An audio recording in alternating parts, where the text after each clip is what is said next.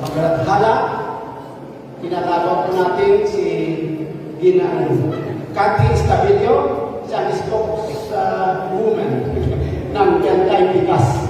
Palakpak po natin siya ang katawag.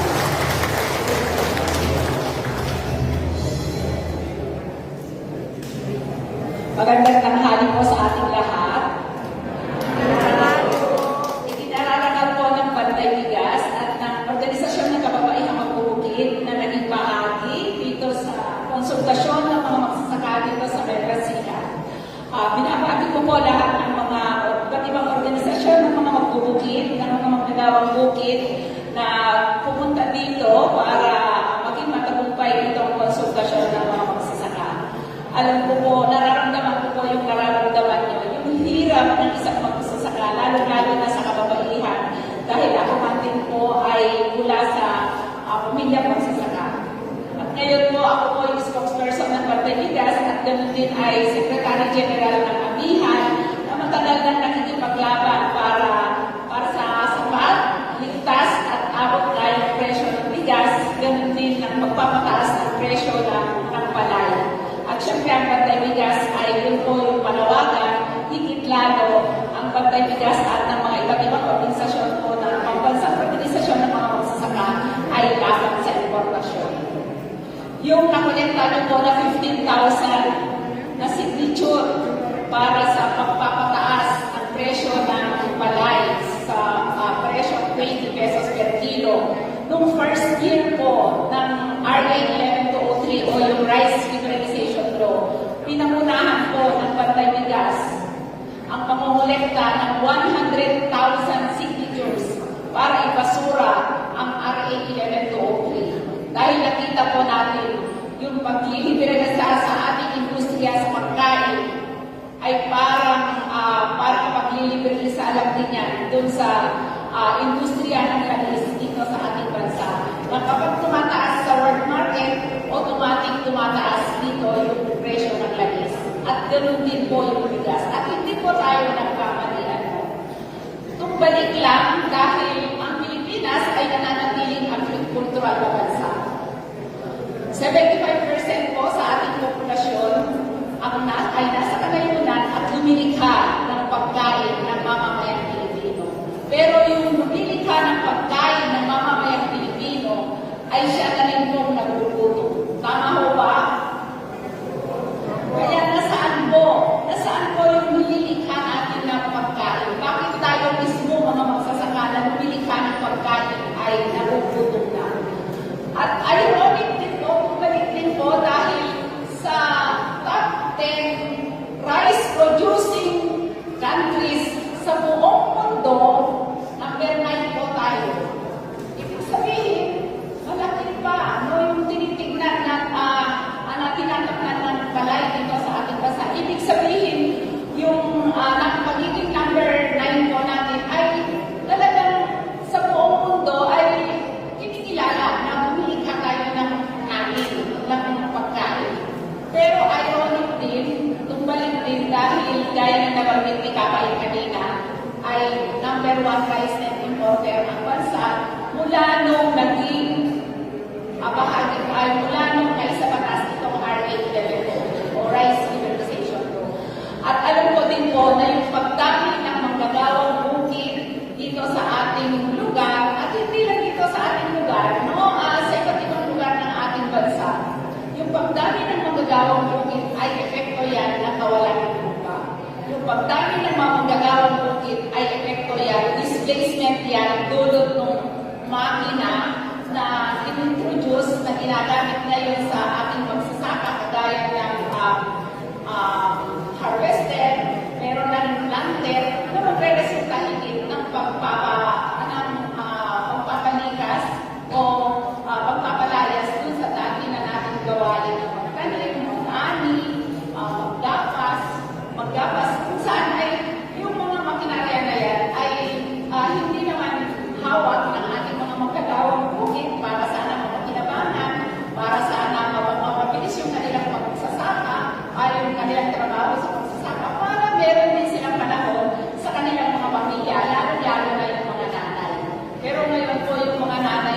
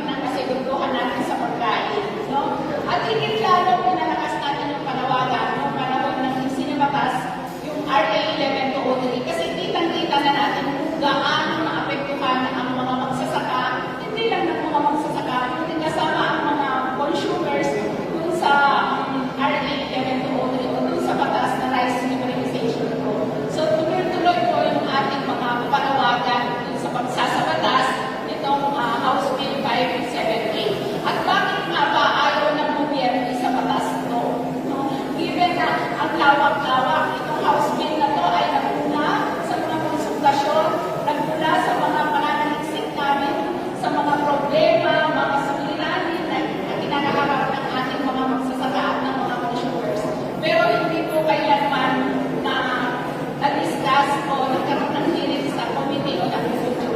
Dahil ang orientasyon ng gobyerno dahil sa panahon ni Gloria Macapagal Arroyo, ang orientasyon na ito ay todo-todong pagyakap sa pagsunod sa World Trade Organization, sa impositions ng World Trade Organization, hanggang sa mas malupit na sinabatas niya yung RA 1143. So, titignan po natin para sa atin po itong House Bill 578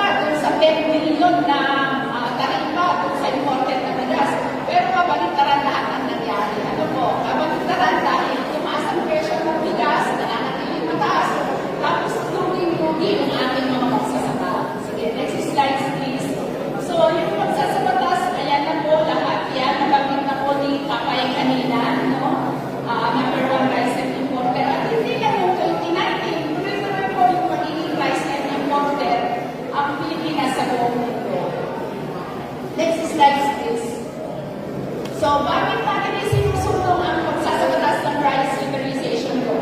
Dahil nananawagan po tayo na dapat i-repeal, ibasura ang RA 1103. Ito po yung ating pantapan na batas.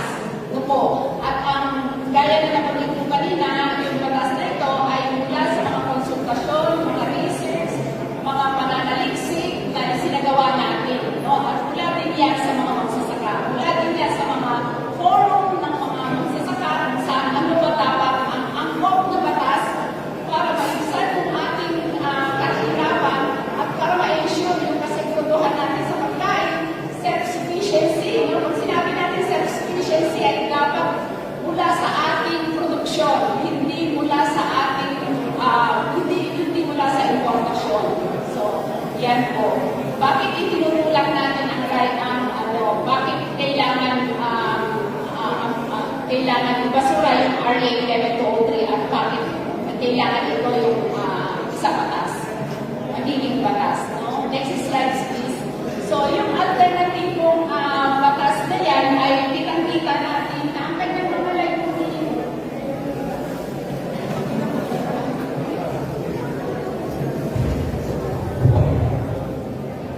So, yung layunin po nito ay isa siyang komprehensibo, no?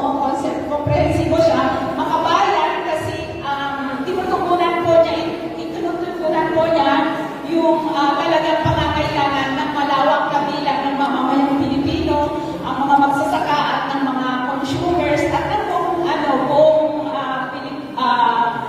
buong Pilipinas, no? Tapos, ito po yung mula dito sa batas na ito ay ito po yung pundasyon para sa pambansang industriya. Kaya na nabanggit ni Kakay kanina, ang agrikultura ang siyang pundasyon sa isang industriya na nakabatay sa lokal na produksyon at hindi importasyon. Layunin din ng batas na paunlarin ang kalagayan ng mga magsasaka sa palayan at gawing abot kaya ang bigas sa mamamayan, sa lahat ng mga mamamayan, mga manggagawa, mga maraling at talutusod, mga magsasaka at ibang sektor ng ating lipunan, no? Lalo-lalo na sa kalayunan. At higit sa lahat, layunin, no? Nitong batas yung pagsusulong ng food security na nakabatay sa self-sufficiency o self-reliance ng ating bansa. Self-reliance, likhain ang pangunahing pangangailangan natin sa pagkain. Next slide, please. So, ayan po, ang unang, kanina, pinatid ko na po, yung unang nalihain ito noong 2008 sa pamumuno ni dating Congressman Yumaon Crispin Beltran, pinagpatuloy ng Congress si Kapa Mariano hanggang kay Kaay Casilaw. Talagang taon-taon po nire-refile natin yan. Every Congress, nire-refile po natin yan. Nilalabi po natin yan. At ngayon ay muling na-refile yan ngayong 20th Congress sa pamumuno ng Gabriela Women's Party at ng ACT Teachers Party. So sila po yung mga makabayang kongreso dun sa ating sa kongreso. Makabayang congressman sa ating kongreso. Next slide, please. So, ito po yung alternatibong batas o sinasabi natin na House Bill 578, yung Rice Industry Development Act po ay para sa pagpaunlad ng industriya sa palay at bigas. Ito po ay nais tugunan yung krisis ng pambansang industriya ng bigas. Bunot ng palawa ang kawalan ng lupa, atrasadong agrikultura at talagang liberalize na industriya sa pagkain. Yung sinasabi natin na atrasadong agrikultura ay marami pa rin ang hindi naaabot ng irigasyon. Yung mga irigasyon ay sira-sira yung mga kanal at marami pa rin ang gumagamit din ng di makabagong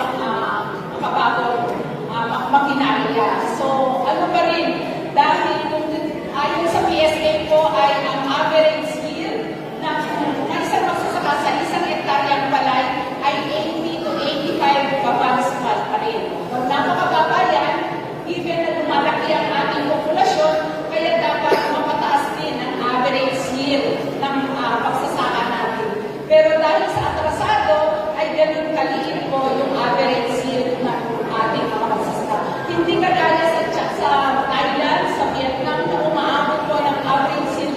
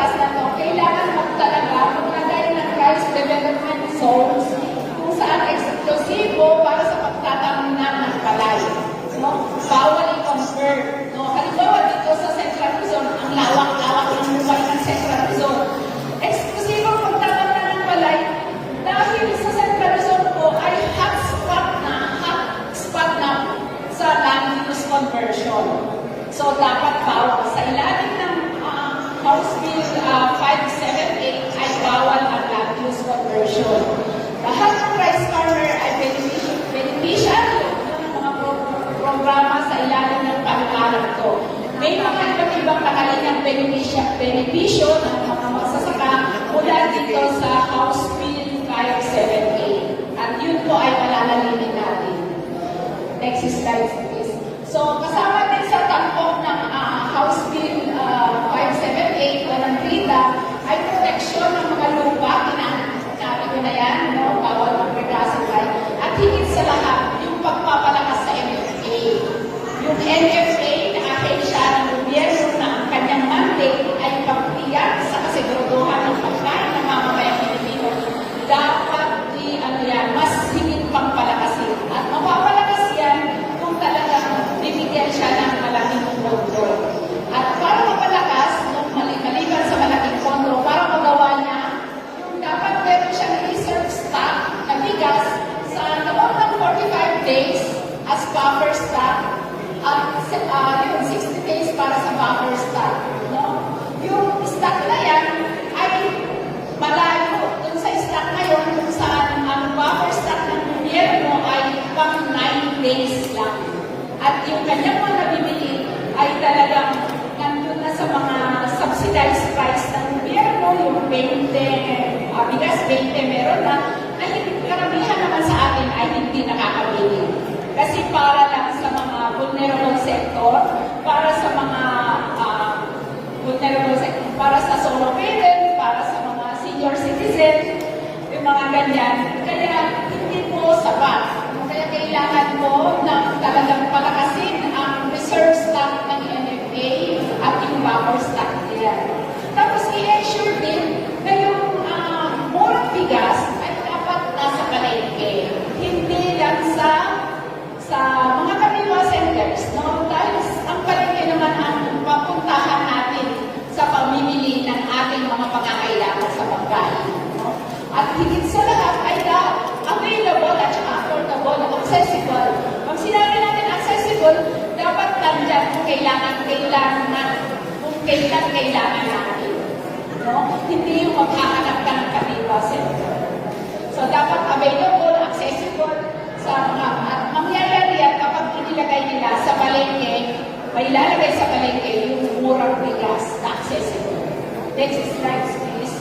So, ang mga tampok na nilalaman ng House Bill 578 ay yung magbibigay ng security ng tenure sa mga magsasaka.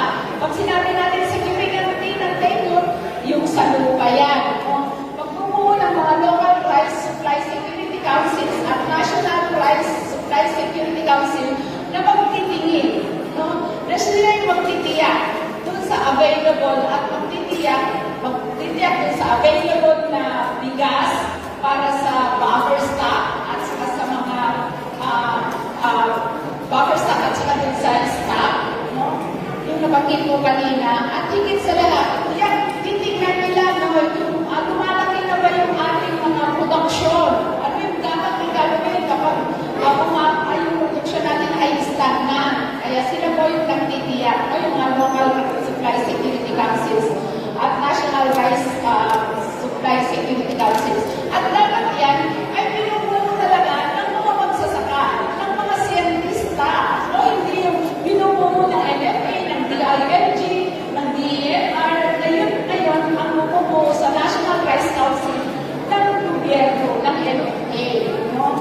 So yan. Ganun din ay dapat may kapangyarihan ng National Rice Supply Security Council na magpatupad ng mga iba't ibang measure kaparaanan para i-address ang presyo ng bigas. So, nandyan yan sa pagkakala. No? Magbubuo ng iba't ibang National Rice Council Security, Rice Supply Council Security. Tapos yung Rice Supply Security Council na tinitingnan nila ay yung pagkabuang kalagayan ng ating industriya sa bigas at yung galaw nito sa mga palengke, sa merkado. Next slide, please. So yung mga tampok din na nilalaman pa ito ay magkakaroon ng development programs para sa irrigation at post-harvest facilities. Alam naman po natin, talagang nabibili sa napakamura ang presyo ng ating palay dahil sa kawalan ng post-harvest facilities. Ano po? Binabarat yung palay natin dahil hindi nabilad ng maayos, dahil hindi siya 100% clean, at hindi na rin po natin nagagawang ibilad yan yan tayo para lang mabili ng NFA sa halagang 23 pesos. At kapag minalas-malas ka pa, ay ibabalik mo yung palay mo dahil hindi niya naabot yung 14% rate. So, gumastos ka pa, ano? Kaya kalangyan talaga yung nakakabili sa presyo ng sa palay ng ating mga magsasaka ay yung mga traders. Kasi ang mga traders ay nandun na sila sa bukid. Pag-ari natin, nandun na sila sa bukid. Pero sa presyo na tinta nila. Kaya hindi po tayo makakabargain ng mataas na presyo dahil sasabihin ng trader na pasaba ito. Na hindi ito abot ng talagang sariwang-sariwa yung palay. Kaya nga sabi ng mga magsasaka, kapag nag-ani ka at umulan kinabukasan, ang iyong presyo ng palay ay automatic tumaba. At kapag nakataba na yung palay mo dahil sa baha o di kaya sa kalamidad, wala ng presyo ang inyong palay. Tama ba? Oo. Ganun din yung nangyayari, no? So, hindi naman natin pwede itip yung ating ani kasi mangingipin. Kaya, kailangan natin ibenta kaagad, no? Para din makapagbayad tayo sa pinagkautangan natin sa panahon kung tayo ay magtatanim. So, yung production support o rice production socialized credit, tinitiyak din ang batas na to na meron dapat socialized credit. Pag sinabi natin socialized credit, walang interest po yan. No, walang interest, automatic dapat yan ipoprovide nitong automatic na ipoprovide kung socialized credit nitong batas na ito. No? Ganun din yung pagpapawal ng importasyon dahil ang batas na ito ay pagpapalakas sa ating lokal na produksyon, i-ensure niya yung iba't ibang mga basic na mga kailangan at problema ng ating mga magsasaka, makatitiyak tayo na talagang tataas ang ating produksyon, no? At syempre, hindi na tayo papayag sa pag-i-import dahil nakita na natin yung epekto ng sobra-sobrang pag-import, no? Ng ating mga pagkain na tayo yung mas nanulugi, tayo yung nag-displace hanggang sa marami na tayo narinig ng mga magsasaka kung sila nga ba ay magtatanim pa. Sige. So, ito po yung mga budget na inilalaan natin para sa panukalang House Bill 578. Sa Production Subsidy o Socialized Credit Program, meron po itong budget na 20 billion. Diyan sa 20 billion na yan, ay titiyakin niya na pwedeng mangutang ang ating mga magsasaka kahit lampas doon sa kanilang kahit medyo o kalahati doon sa kanilang cost of production, at least walang interest. Ano po? Walang interest. Ganun din ay yung accelerated irrigation development, no? Meron siyang 45 million. Pag sinabi natin accelerated irrigation development, mas palalawakin pa natin yung maaabot ng irigasyon sa ating sa mga natatamnan ng pagkain ng mamamayang Pilipino. Meron po yung 45 million. Ganun din yung irrigation rehabilitation repair. Actually, meron yan sa pondo ng DPWH. Pero hindi po natin na-monitor kung gaano ba yung pagpak na rehabilitation ng mga irrigation canal natin. Pero dito sa batas na yan, ay tinitiyak natin na meron 20 billion at titiyakin natin, i-investigahan natin na hindi ito pagpak, na hindi ito unstable o yung pinurako ang pondo niya. No? Kasi meron tayong Rice Council na tinayo. Sila yung mag-investigate dun sa mga proyekto sa ilalim ng House Bill 578. Mga post-harvest development, 30 billion. At least kada barangay meron mga mechanical dryer. Ano po? Kasi yun yung kailangan natin na. Meron mga cold storage facilities. Dahil ang cold storage facilities, basic po yan sa atin. Bakit may mga natatapon na mga kamatis? Bakit may mga natatapon na sisira na sibuyas? Dahil sa kawalan ng cold storage. At dyan po napupunta, dyan po titiyakin ng House Bill 578 dito sa pondo na 30 billion. Ganun din yung farm input support, meron din po 50 billion. Pag sinabi natin yung farm input support. Ito yung mga binhi, mga abonong pestisidyo, mga batayang pangangailangan ng mga magsasaka ay dapat provide ng gobyerno sa pamamagitan nitong House Bill 578. At higit sa lahat, mahalaga yung research and development at saka yung extension sa PSEC kung saan meron din 15 billion. So lahat po yan ay pondo na dapat ilalaan natin na makitang-kita natin para talaga sa pagpapaunlad ng ating produksyon at higit sa lahat ay nakakatulong sa ating mga pangangailangan ng ating mga magsasaka.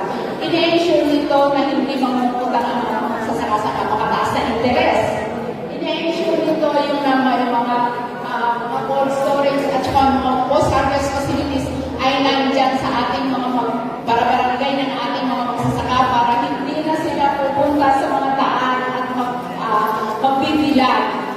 Magbabayad na sila ng magkakarga na 50 pesos per kaban, additional cost of production, pero sa pamamagitan ng batas na to ay nandyan, ine-ensure natin. At yung mga budget na ito ay nagmula din yan sa pananaliksik namin sa mga batayang pangangailangan ng ating mga magsasaka. Ayan po.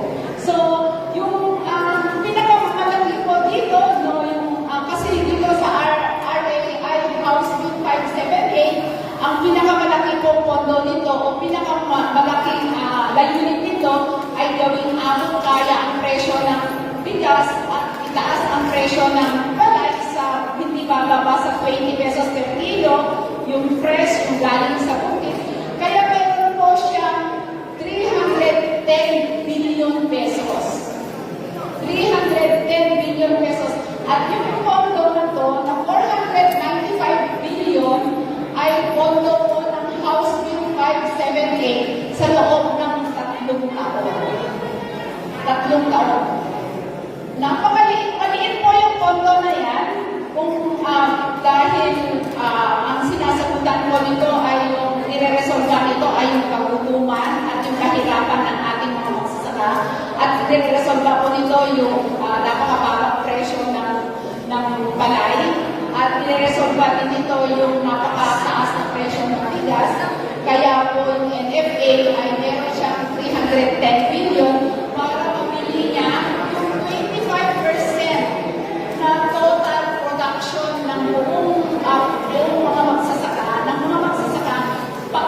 sa presyong mataas na presyo, sa presyong 20 pesos per kilo, para ma-influensyahan po niya yung presyo ng palay sa bukid. At ganoon din, kasama din po dun sa panawagan ko na dapat ang NFA sa pamamagitan ng batas nito ay nandun sa bukid. Nandun sa bukid, hindi nyo kailangan dalhin yung mga palay sa mga NFA warehouses. At yung nabili na 25% na ating lokal na produksyon, ibebenta, pipiliin po na yan at ibebenta sa palengke. Sa pamamagitan ng subsidized price deal na presyo ng bigas para gawing abot kaya ang presyo ng bigas sa mamamayang Pilipino. Kasama po ang ating mga magsasaka. Kung titingnan po natin itong 475 billion, kalahati po lang yan dun sa budget ng DPWH. Kung saan ang budget ng DPWH ngayon ay 881 billion pesos. 881 billion pesos. Samantala, ang budget ng DA sa 2026 ay 179 billion pesos. Napakalayo po. Napakalayo. Kaya, ganun na lang po ang pagsusulong ng batas na to dahil gaya ng nabanggit natin kanina, ito ay batas para resolbahin yung kagutuman ng malawak na bilang ng mamamayang Pilipino at resolbahin yung krisis, resolbahin yung presyo, yung problema ng ating mga magsasaka na baon sa utang. Alam mo po na sabi, siguro marami sasabihin, batas yan. Marami na po tayong, may mga experience na tayo, meron na tayong karanasan na sa pamamagitan ng malakas na pag-push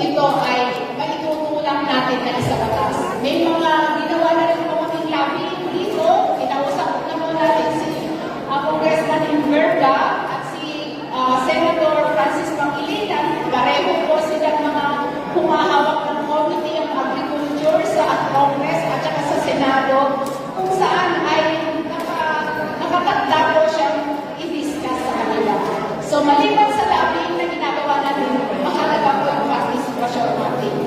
Ano po? Mahalaga po yung participation natin. At hindi lang po tayo, lahat na po ng mga taong simbahan, mga estudyante, at ganoon din yung mga iba't sektor ng ating lipunan. Kasi ang tinutugunan nito ay yung usapin sa sikmura ng ating bansa, ng mamamayang Pilipino. So mula po dyan, ay tapos na po. Sige po, mula po dyan ay nagpapasalamat ako siyempre kay Congressman. Pupuntahan po namin siya sa kanyang opisina para maging mananawagan din kami ng pagbuo ng counter bill niya. No? So mula po dyan, nagpapasalamat po ako.